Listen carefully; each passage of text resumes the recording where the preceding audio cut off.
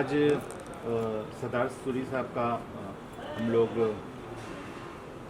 बरसी मना रहे हैं। तो आज इतने सारे लोग लंगर के लिए आए, इतने लोग कीर्तनी के लिए पूरे हिंदुस्तान से आए, तो क्या कहना चाहेंगे? ऐसा है कि जब इस गुरुद्वारे की नींव रखी गई थी और शुरुआत की थी 66 के अंदर, तब से उन्होंने लंगर शुरू किया था। हर संडे एतवार को यहाँ लंगर होता था। 15-20 आदमियों से शुरुआत हुई थी, लंगर खाने के लिए आते थे। करते करते गुरुद्वारा 10x10 का था, तो इसको 12x20 का किया, फिर 20x40 का किया, फिर शेड बनाया, फिर संगत बढ़ती रही। 500 से 1000, 1000 से 1500 संगत हो गई, तो लंगर चल रहा था और स्टाफ भी काफ़ी था, उनके लिए डेली लंगर चलता था। तो उनके बाद में उस चीज़ को हमने जारी रखा है, लंगर चलता रहता है। संडे का भी लंगर है। अब उनके बाद में डेली लंगर चालू कर दिया है, जो सुबह भी 500-700 आदमी हो जाते हैं, शाम को भी हो जाते हैं, और संडे का तो होता है 2-2,500-3,000 आदमी भी हो जाते हैं। तो उस चीज़ को हमने बंद नहीं किया। जो उनकी तमन्ना थी, उनके दिल में ख्वाहिश थी, ये मेरा चलता रहे, उनकी ख्वाहिश को हम पूरा कर रहे हैं। लेकिन उन्होंने जैसे वही बताया कि लंगर शुरू किया था 10-15 लोगों से। उन्होंने लंगर ही नहीं, उन्होंने जहाँ हम खड़े हैं स्कूल की स्थापना भी उन्होंने की। यहाँ पे 600 स्लम के बच्चे पढ़ते हैं आज की डेट में, जो 5 बच्चों 10 बच्चों से उन्होंने, ये भी एक छोटा सा ही काम है, उन्होंने ऐसे बहुत काम, इतने लोगों की मदद की। आज जैसे बरसी, हमने कहा ये 7वीं बरसी है। जब उनकी पहली बरसी थी तो हमने पाठ रखाया, हम लोग अखंड पाठ रखाते हैं। हमारे परिवार, हमने सोचा परिवार होएगा, हम 50-100 बंदे 150 बंदे होंगे, उनके लिए लंगर बनाया। तो लेकिन पहली बरसी पे देखा हमें, उन्हें चाहने वाले इतने, तो लोगों को मालूम पड़ा जैसे तो 1000 आदमी उनकी पहली बरसी पे ही थे। तो हमने सोचा अच्छा ठीक है, अगली बार थोड़ा और करेंगे। अगली बार दूसरी बरसी पे 1000 लोग का लंगर बनाया। तो जैसे मैंने बोला, इतने सालों उन्होंने सेवा की है। इधर जो कीर्तनी वगैरह आते सब उनको इतना प्यार करते थे। उनको पता लगा उनकी बरसी, उन्होंने कहा हम आएंगे। मतलब जो वर्ल्ड के टॉप कीर्तनी रागी सिंह है, उन्होंने बोला सब आगे से इनिशिएटिव लेके उनकी बरसी पे हम आएंगे। तो उनकी दूसरी बरसी पे 1500 बंदा हो गया, 2000 हो गया, और ऐसे ही आज करते करते 7वीं बरसी पे तो आज मतलब ये तो अभी दिन का टाइम है, गर्मी का भी टाइम है। आप शाम को जो आएंगे और सारे हमारे पंथ के महान कीर्तनी भी होंगे, शाम को कम से कम 5 से 10,000 आदमी हमें एक्सपेक्टेड है। मतलब इतना लोग उन्हें प्यार करते थे, सब आगे से। और ये हर साल मतलब उनकी बरसी तो हमारे लिए एक त्यौहार जैसा है। मतलब अपने आप लोग जुड़े जा रहे हैं। मतलब आज भी उनके जाने के 7 साल बाद भी मतलब इतना लोग उनको प्यार करते हैं कि लोग आए जा रहे हैं उनकी याद में। अभी जो यहाँ पे बड़े बड़े पंथ के रागी आ रहे हैं, जिनमें से 3 रागी तो ऐसे हैं जो आज टॉप लेवल में हैं। 1 महीना पहले उनका फ़ोन आ गया, भाई हमने अपने टिकट बुक करा लिए हैं, हम रेडी हैं, तो आप बुकिंग कर रहे हो सोच के करना, हम तो आ ही रहे हैं, तो उसके हिसाब से कौन करना है, क्या करना है देख लेना। बोले हमारा फिक्स है। बोले ये लिख के रख लो कि जब तक हम हैं उनकी बरसी पे हमने वहाँ पहुँचना ही पहुँचना है, कीर्तन करने के लिए। और आपके फादर ने उस वक्त 1967 में फिल्म बनाई थी धरती पंजाब दी। ये धरती पंजाब दी। इसके लिए बहुत सारे अवार्ड भी मिले थे। प्रेम चोपड़ा जी को ब्रेक दिया था जी।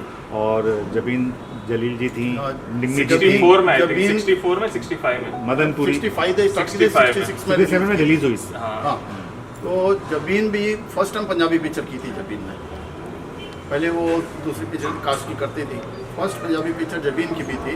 प्रेम चोपड़ा को तो ब्रेक थ्रू मिला था। फिर एक स्वरन दादा थे विलन, उनको भी ब्रेक थ्रू मिला था। तो ऐसे काफ़ी ब्रेक थ्रू दिए थे उन्होंने। रफ़ी साहब ने गाने गाए थे, महेंद्र कपूर जी ने। रफ़ी जी ने गाने गाए, महेंद्र कपूर जी ने गाए, मीनू पुरुषोत्तम जी उसके गाने हैं। फिर हमारे स्ट्रीट फोटोग्राफर थे रोशन लाल शर्मा जी। हमारे डांस मास्टर थे रोहन लाल खन्ना। अभी उनका बेटा अभी भी पप्पू खन्ना जी कर रहा है जी। इस फिल्म का एक गीत है जो बाद में मेरे देश की धरती सोना उगले, हिंदी में भी महेंद्र कपूर जी ने गाया। ये धरती पंजाब दी एदी अल्लड़ मसरवानी, खेता देवी सोना उगे अमृत वर्गा पानी। फिर उसको कन्वर्ट किया था, ये धरती पंजाब की नहीं, मेरे देश की धरती सोना उगले हीरे मोती मेरे देश के लिए। इस फिल्म के लिए अवार्ड भी बहुत मिला था, उसके बारे में कुछ बताएं। अवार्ड के बारे में तो अवार्ड के बारे में तो ऐसा बताऊंगा ना कि जब ये अवार्ड अनाउंस हुआ, पंडित जवाहरलाल नेहरू थे उस टाइम, तो उन्होंने अवार्ड देना था, तो हम साइन में रहते थे, तो बड़ी खुशी हुई। हम भी बड़े खुश, पिताजी को बोले हमको भी लेके चलना, मेरी उम्र उस टाइम कुछ 9 या 10 साल की होएगी, 9 साल 10 साल की। जी। तो बोले पुत्र जावा किस अपने को तो टिकट के पैसे भी नहीं है अवार्ड लैंड जाना।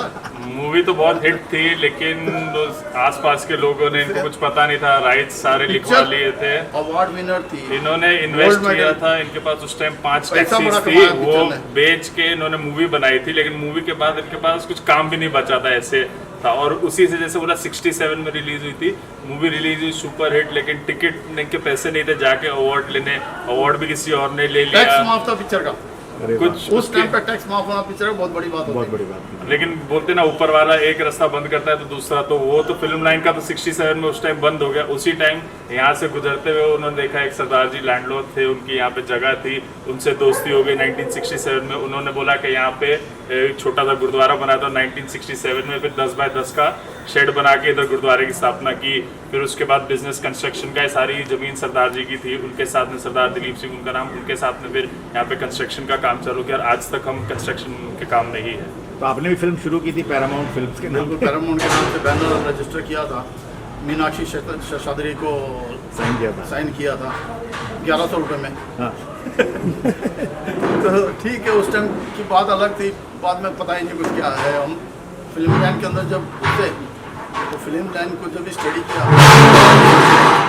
हमारे बस की बात नहीं है, वो नहीं बर्दाश्त हुआ। ठीक है, हम बात नहीं। बग्गर साहब, ऐसा है परिवार के साथ हम हमेशा रहते हैं, जो दिन त्यौहार आते हैं वो लोगों के साथ मनाने में जो शक्ति मिलती है, पावर मिलती है, और उसके बाद में उसकी खुशी महीना भर चलती है, वो एक चीज़ मायने रखती है। महीनों महीने वो खुशी चलती है। आपको घर में तो क्या ठीक है। आपको सिंह साहब से क्या प्रेरणा मिली है? प्रेरणा क्या मिली पापा है से? सिंह क्या साहब से? बाबा प्रेरणा मिली पापा से? उनसे एक ही प्रेरणा मिली है, मेहनत करो, मेहनत से डरो मत, सेवा करो डट के जितनी हो सकती है। कोई गरीब नज़र आ गया सबसे पहले उसकी तकलीफ़ क्या दूर करो। तो आज ऐसा है कि मैं यहाँ पे ऑफिस में कई लोगों की घर की समस्या है, परिवार में लफड़े चल रहे हैं या लड़के लड़की के चल रहे हैं, तो यहाँ पे मैं मीटिंग लेता हूँ, उनकी काउंसलिंग करता हूँ।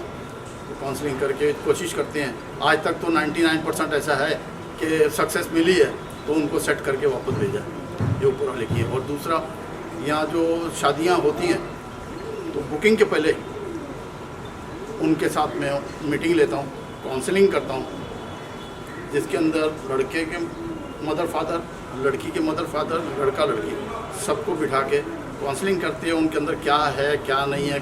कल उसके शादी हो, लड़की जाएगी तो वहाँ क्या उसको दिक्कत हो सकती, क्या नहीं है, लड़के को लड़की के बारे में क्या है, उसके माँ बाप के बारे में क्या है। फिर उनको समझाते हैं कि भाई देखो आज ये जा रही है तो इसको इस ढंग से आपने टैकल करना है, ये करना है। क्योंकि ऐसी बात है कि जो लड़की है 20 साल 22 साल एक फैमिली में जब पलती है, जैसे आप एक पौधा लगाते हो, छोटा पौधा लगाते हो, बढ़ता है, तो वो जो उसका वास होता है, मोल्ड होता है, वो उसके अंदर फिट हो जाता है पौधा।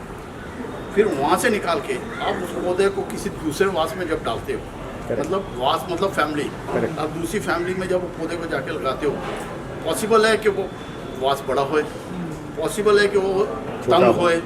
जब तंग होएगा तो लड़की को वहाँ परेशानी बहुत आएगी अंदर, वो कैसे उनको फैमिली को, लड़के को संभालना है। अगर लूज़ है तो डामाडोल भी होना है बड़ा कुछ, तो वो लड़के को उस चीज़ की समझ देनी कि भाई इसको कैसे संभालना है। तो ये यहाँ से निकल के जा रही है, तेरे पास आ रही है, तो ये पौधा जब दूसरे वास में आता है तो क्या क्या दिक्कतें हो सकती हैं घर में। तो ये थोड़ा सा एक प्रैक्टिकली कोशिश करते हैं हम समझाने की, उसमें कई बार 4-4 5-5 घंटे भी लग जाते हैं। ठीक है, कोई नहीं, सेवा। और दादा पोते की तो बहुत कहानी सुने हमने कि बहुत अच्छी दोस्ती थी, पूरा वर्ल्ड घूमे दादा के साथ। तो क्या कहना चाहेंगे आज याद करके दादा को? जो भी हम आज सेवा कर रहे, जो भी उनसे ही सीखी है, वो धर्म से बहुत जुड़े हुए थे। मैं भी मतलब मुझे लगता है जब टीनेज में था तो जैसे सब में हिंदू में 4 धाम होते हैं, वैसे हमें 5 तख्त होते हैं। तो सबसे पहले मेरे दादाजी मेरे को बोलते थे चल हम जाएंगे 5 तख्त के दर्शन। तो मैं 18-19 साल का, वो 70 साल के, हम लोग जाते थे, पूरे 5 तख्त के दर्शन करके आए थे, घूम फिर के, खाली हम दोनों पूरा घूम फिर के आते थे। तो मतलब हमारी बॉन्डिंग सब कुछ मतलब सिखाया बचपन से, धर्म के बारे में भी सब कुछ उन्होंने सिखाया। फिर खाली ये नहीं कि धर्म के बारे में सिखाया, वो सब फिर कभी बोलते थे मूड हो रहा है चल यार अभी दुबई चलते हैं, घूमने जाना है। और शायद दुबई 2009-10 में बहुत बूमिंग था, तो चलो दादा और पोता हम लोग मिलके दुबई वगैरह जाके मेरे को बोलते चल डेजर्ट सफारी जाएंगे, इधर घूमने हम लोग दोनों जाते थे। तो हमारी बहुत उनसे सीखा भी, बहुत अच्छा टाइम भी स्पेंड किया है, बहुत उनके साथ तो मेरी बहुत यादें, बहुत कहानियाँ हैं। बकड़ साहब आइए, आपने कुछ मैं बोलूँ 100 बार वो गए हैं ना, तो उसमें 2 बार मेरे साथ गए हैं। अच्छा, मैं 2% बोल सकता हूँ, बाकी 98% है ना वो इसी के साथ घूमे हैं। इतना था इसके साथ में, यहाँ तक कि मतलब छोटा सा था ना, मेरे को बोलते थे छोड़ जाओ उसको इधर, ये उधर बैठ जाता, क्या खाना है क्या नहीं खाना। ये जो शरीर देख रहे हो ना, ये उस टाइम का खिलाया पिलाया है। तो वो मैक्सिमम टाइम 98% टाइम जो है ना, जब तक वो थे इसका उनके साथ ही थी। जी, मैं सूरी साहब को पिछले 50-55 साल से जानता हूँ। तो मैं नया था, आया था बम्बे में। सूरी साहब दारा जी के बड़े मित्र थे और धर्म जी के, उनके घर में आया जाया करते थे। मैं भी उनके फैमिली में बड़े क्लोज था, तो वहाँ सूरी साहब से मुलाकात होती थी। तो मुझे लगता सरदार जी कितने अच्छे, क्या पर्सनैलिटी है। तो मैं बड़े प्यार से इनको मिलता था। फिर ऐसा मौका ये मिला, मैं 1980 में इनके पड़ोसी बन गया, 4 बंगला में आ गया। 1980 के लेके अभी तक मैं सूरी साहब के साथ में जुड़ा हुआ। उन्होंने इतना प्यार दिया, बहुत ही बड़ा प्यार दिया। जो भी सलाह मशूरा करते थे मेरे साथ में बैठ के कर लेते थे। तो मुझे बेटे के जैसा प्यार दिया। बहुत खुश आदमी थे, बहुत अच्छे इंसान थे। मेरे बेटे से पट गया, वो ले गया। उसके बाद में ये आ गए, इनके साथ बढ़ गया। तो मेरे को जो 2% था ना, वो भी 1% ही ले गया, 1% ये ले गया, 98% वो ले गया। ऐसा है कि ये मेरे से बड़े हैं 1 साल, तो बड़े बेटे ये बन गया, मैं छोटा हो गया, तो वो भी इधर बढ़ गया मेरे साथ। बहुत अच्छा रहा। अभी ये लोग भी इतने प्यार देते हैं, मुझे अच्छा लग रहा है। Thank you. Thank you.